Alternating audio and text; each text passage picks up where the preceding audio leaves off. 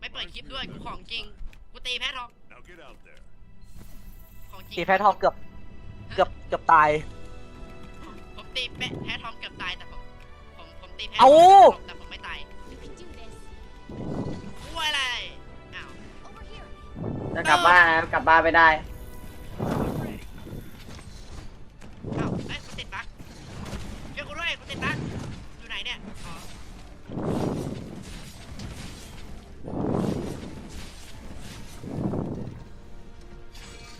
เอา ซับ โอ้ย ซับหมุนฟิวเก็บดาบสวย หาไม่ทันกดไม่ทันอะไรเนี่ยผมเล่นอะไรของผมเนี่ยกลับบ้านไปกินข้าว โอ้ยเจ็บแต่ก็ไม่เจ็บมากช่วงนี้ไปฟันหางหนึ่งทีวางระเบิดไปแล้วลูกเล็กนะมีลูกใหญ่ เดี๋ยวกลับบ้านไปกินข้าวลืมกินข้าวว่าอยู่อะไรวะ ไม่เตรียมพร้อมเลยเบลเฮ้ยไอ้เหี้ย ไม่ทัน ฟันไม่ถึงกูขอโทษกูฟันไม่โดน อะไร ใจเย็น ตอน ใจ นี้ เย็นใจ ร เย็ วน มๆของมีฟาเคอร์เตอร์2 อัน แม่ไหนมันย้ายแม่ไปแล้ว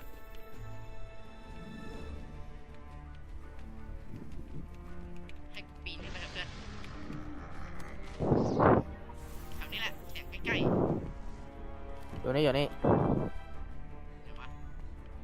เฮ้ยจะมาทางนี้ป่ะเนี่ย ไม่รู้เดี๋ยว มา กูใส่ มาไปอีกทางมาไปอีกทาง อีกทางเหรอ อือฮึ ทางนี้พี่ทางนี้นี่มันอยู่นี่ มาแล้วกูมีระเบิดอีก2 ลูกกูจัดเลยนะ จะเรือได้ อ้าวเฮ้ยไอ้ตัด โอ้ย ยังไม่ทัน เต็ม วาง ผ เล ม ยมาอีกลูกนึงอาจารย์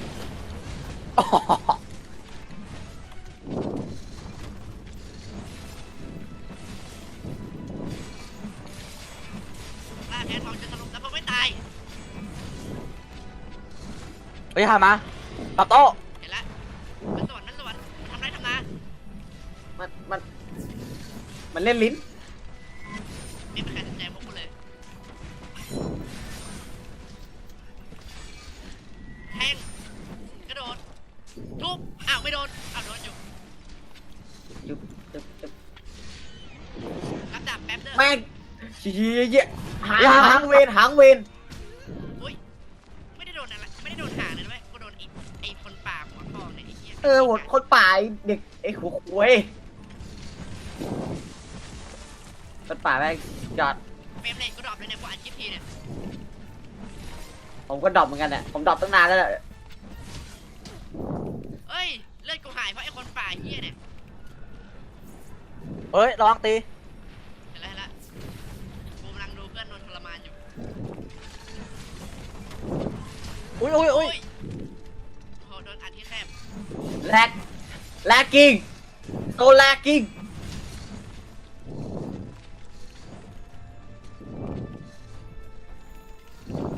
เฟรมเลยจ๋าอย่าเพิ่งหนีกูไป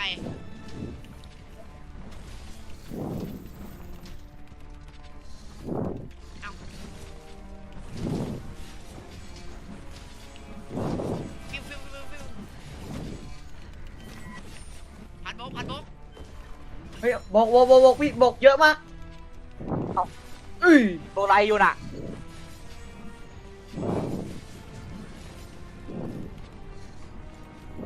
อะไรไม่ทันบกคนเยอะพี่เก็บของ ในของวะเฮ้ย เฮ้ย โอ้ มด กูโดนระเบิดคนป่าเฮ้ย ย้ายที่เลย เฮ้ย ไอ้เหี้ยคนป่านี่มึงมีประเด็นกับกูแล้วนะ คนจะเข้าไปเก็บมาทีเรียวไอ้เหี้ยปาระเบิดใส่กูได้ อยู่นี่ โอ้มาคนละฟากกันเลย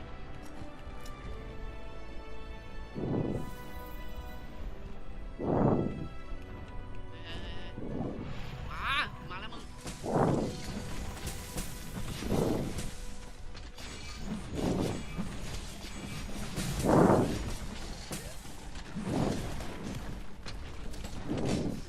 ไม่เดินมาสักทีอ่ะ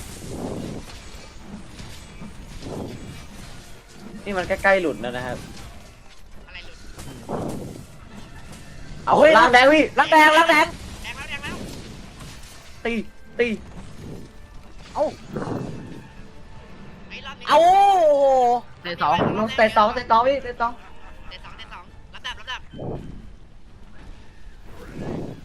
หยิบของไป พี่ดูผมแหลกมากเลย FPS กูเหลือประมาณ15ได้ไหมตอนเนี้ย ผมเหลือเท่าไหร่วะ30 เอามึงมาแช่บ่อให้ได้หมดก็ได้ โอ้ยเป็นเกียร์ไอ้หาพวกนี้ทีได้ไหม อ้าวบอลหลบเอ้ยบอดบอดพอดี ไม่ เอ้ยก็ลงก่อนนะ ไม่ใช่เกียร์อะไรหรอกแม่งก็มาขัดความกดกูเนี่ยเฮ้ยปอมฆ่าแม่งนี่ดาบกูจะรับเสร็จอยู่แล้วแม่งเตะอยู่ได้ซ่อนเฟรน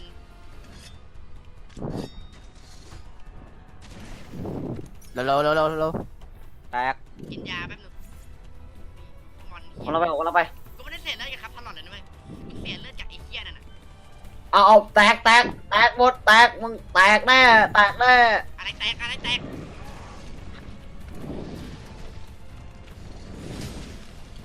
เฮ้ยแป๊บนึง อุ้ย เฮ้ย โอ้ยโดนผมเต็มเลย สวยงามมากอัง ช่วยตีให้ วิ่งมาโดนสวยไหมโคตรสวยวิ่งมาโดนเฮ้ย เฮ้ยหาง หางอุ้ย การทัน กูไม่ทันเนี่ย ไม่ทัน เฮ้ยไฟใส่ผ้าคลุมแคปเฮ้ยมือ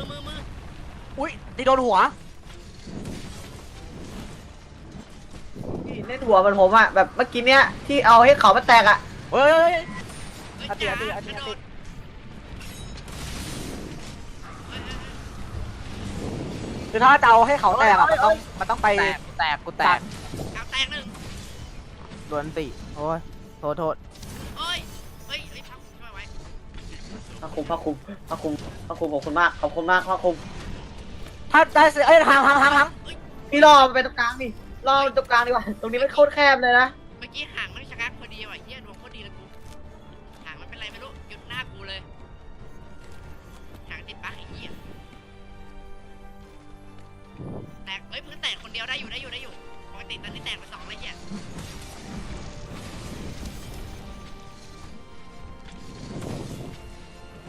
อุ้ยเดี๋ยว เอา หันหาไปตรงนู้นน่ะอ้าว เฮ้ย กิ้ง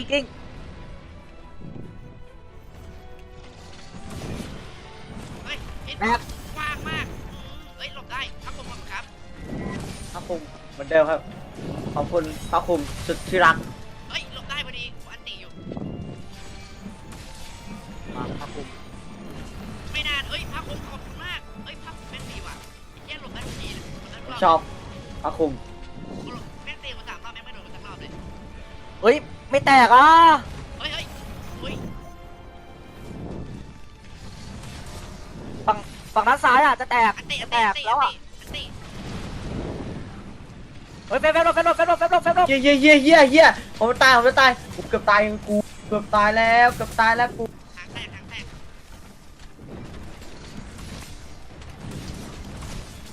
ฮ้ยผมหมด หางแตกก่อนสเตจ3นี่สุดยอดมากเลยครับแบบตัวแตกแล้วพี่ที่มันใกล้ๆแตกนี่ ขอโท ใช่ ษ ปะ นะ มันใกล้แตกแล้วนี่ มุด มุด มันเท้องมันท้อง ตัวคาเรียมันมุดแปลว่ามันใกล้แตกแล้วเว้ยบอกเลยมันลงไปเอาทองใหม่ หางมันแตกเนี่ยมันลงไปเคลือบทองใหม่ เดี๋ยวพยายาม ตีไปเรื่อยพี่ตีไปเรื่อยมันกินไปเรื่อย เฮ้ย อุ้ยเหี้ย ตี โอ้ ลบ โอ้ แตกอีกหนึ่ง แต่3พี่ เฮ้ยวิ่งไปแล้ว จะไปไหนเนี่ยขอฟันก่อนทีนึงเอ้ยโดนสวย Don't let up. We're bound to pick up the trail somewhere. รับดับให้พร้อม นี่ กินโคดิ้งด้วย ว่ะลืม มินิแมปอะเห็นมินิแมปปะ ทำไม มันมีโลโก้คล้ายๆแท็บอยู่อะเห็นปะ ไม่เห็นปะไม่ขึ้น อ๋อเห็นอยู่ นั่นแหละกูไม่รู้หรอกกูไม่รู้ว่ามันคืออะไรเว้ยแต่รอบแม่งไปแถวๆนั้นไหนอาจจะเป็นอะไรที่ดีๆก็ได้ อ๋อแล้วกูก็รู้ละ กูรู้แล้วมันคืออะไร เฮ้ย คืออะไร คือเที่ยวไอ้ดีใช่ไหมผมยิงใช่ปะ ฮะไม่มันคือไอ้ที่น้ำลาวาพุ่งออกมา เฮ้ยไอ้เหี้ยกูลงมาปุ๊บกูโดนแม่งกิ้งทับหักกูเลย รอบ กันรอ แล้วพี่สเตจเนี้ยเขาแนะนำให้ไปแบบไปอะไรวะที่มาแบบโดดลงมาให้มาตรงนี้พี่ให้มาตรงนี้ให้มาตรงนี้ รอบมันไปไกลๆดิมันแคบ ไปแล้วเหี้ยลงมา พี่หาอะไรยิงนี้พี่ ตร หาง อะไร นี้ ยิง ตรงนี้ตรงนี้ตรงนี้ตรงนี้ ไม่มีอะไรให้ยิงเลยอะ มันยังไม่ถึงแล้วเอ้ย เอาติดหัวสวยพัดห้า ผมยิง สวย ขอเครดิตก่อน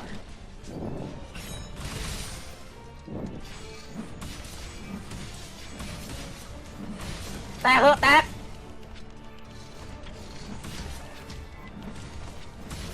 ฟันเอ้ย แตก ผมรอหัวมันแตกอยู่อ่ะ เฮ้ย พี่มันสลัดแล้วมันสลัดแล้วมันสลัดออกแล้วมันสลัดอ เอา อก แล้ แล้ว วเอ้ยกับ เปลี่ ตาย นสิเปลี่ยนสิ ดุกดุยดุกดุย กูจะตาย โอ้ยโอ้ อุ้ ย ยเกือบ เป ตา ลี่ยน ย สีพี่เปลี่ยนสีแล้วเปลี่ยนสีแล้วเปล่า เฮ้ย ตีเร็วตีเร็วตีเร็วตีเร็วตีเร็ว ตีเก็บของ เฮ้ย เก็บข ตี อง ฟรี เก็บของ ด่วน อ้าวแม่งไปแล้วเก็บของด้วยรับดาบ อุ้ยเกือบตาย กูของคนเยอะพี่เยี่ยของอะไรเต็มไปหมดเลยเนี่ย ใช่ไหมรับดาบด้วย เยี่ยอะไรเต็มไปหมดเลยเนี่ย โอ้กูทำได้ทั้งเซตแล้วมั้งเนี่ยดอกขนาดเนี้ย รวยพี่ อันนี้ตายนี่แตกแล้ว1 คนใช่ไหม แตกรอบเดียวไม่เป็นไรมันได้อยู่ ได้อยู่เฮ้ยด้านหลังเราเนี่ยดิ อะไรอ่ะ โอ้ย ไอ้ที่มารับมึงอย่ามึงเด้งได้ไหมเนี่ยไหวละ กูกระทืบพวกชีดีแบบมึงอะ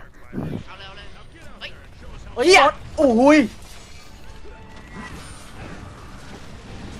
อติ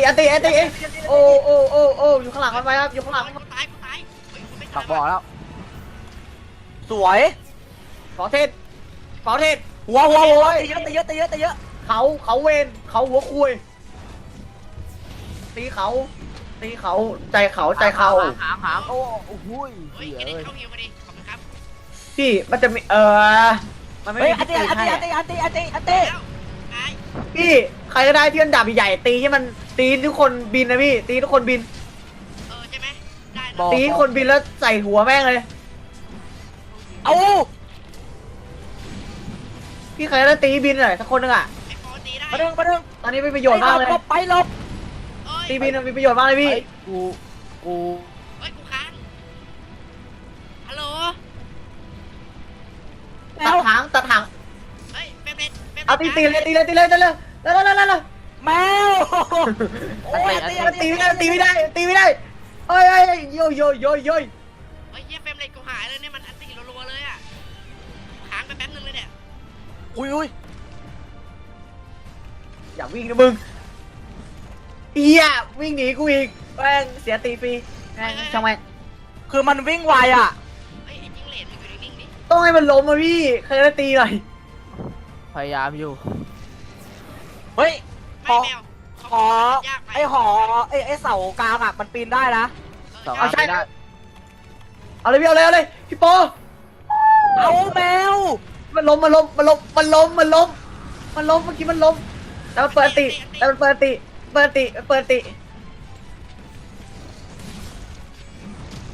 ปหลบ ไม่โดนเกือบโดน เอ้ยโอ้ยเฮีย อุ้ยเนี่ยไอ้ท่านที่อะไรเนี่ย ไม่หาง โอ้ยเวน กูหลบได้กูใส่ผ้าคลุม เฮียตายแม่ง เยี่ยรอด แม่ง โอเคอยู่ได้ ได้อีกทีนึง อีกทีนึงอะเฟิร์สเฟลแล้วมึงพูดผิดแล้วเฮ้ยขอบคุณนะ แป๊บ มีอยู่ ใครไม่มีผ้าคลุมอ่ะระวังตัวไอ้อันติ เฮ้ยยิงหลบแป๊บ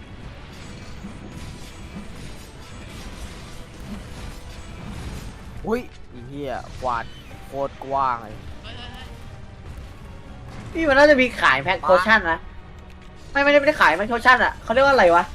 น่าจะมีสปายบ็อกแพ็คโพชั่นให้นะครับไม่มีแม่งไม่มีไง ความคมกูหมดอะแต่มันไม่เปิดโอกาสให้กูรับเลย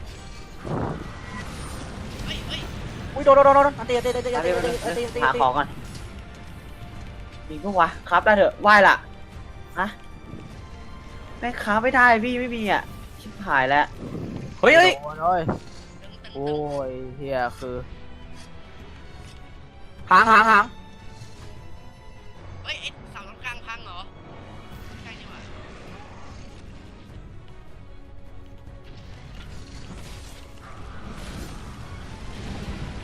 อันตีอันตีอันตีอันตีอันตี กูอยู่ห่างวันปี เอ้ยกูโดนอ่ะ เฟมอย่าตาย ไอ้เหี้ย เรื่องมีทางลัดด้วยครับ มีสิ มีเฮ้ยดักก็ถอดทำตันได้ดักก็ถอด โอ้ยไม่เอ้ยโอ้ยยาเฮ้ยมานอนแตกเถอะ โดดดิวะ โอ้ยมันกำลังจะดีแล้วอันตีอุ้ยโดน ไม่โดน โอ้เอฟเฟกต์อย่างสวยเลยสัตว์ มันสวยบางครั้งก็สวยเกินไปอ่ะ โดดจนแหลกนะครับ สวยจนคอมกูจะระเบิดละ อาครูพร้อมแล้วตอนนี้ ตาคิวแล้วอัง อัง เฮ้ยผมลาดดิผมลาดขนาดจนสลบแต่ผมไม่ตาย พังเฟพัง เอาหัวพี่อยากได้หัวมานะเขาเวน ไล่ออกได้ก็พอตอนเนี้ยเอาตามตรง เอาไว้ลองพีทแนวไอวิวโกโฮม โอ้โหอังโคตรฉิวเฉียดเลย เกือบไปเฝ้ายม ไม่ตายเถอะ ไล่ออกคือเดี๋ยวมันก็จะไล่ออกมันไม่ใช่ครับใช่ไหมอันติ เอ้ยกู อุ้ยไม่ตาย ตายขอโทษ จะได้เพอร์สูตรไม่เป็นไรครับได้เลเวล อ๋อ เวนเหี้ยแม่งหนักเกินไปอันติแม่งไอ้เหี้ย สำหรับวันนี้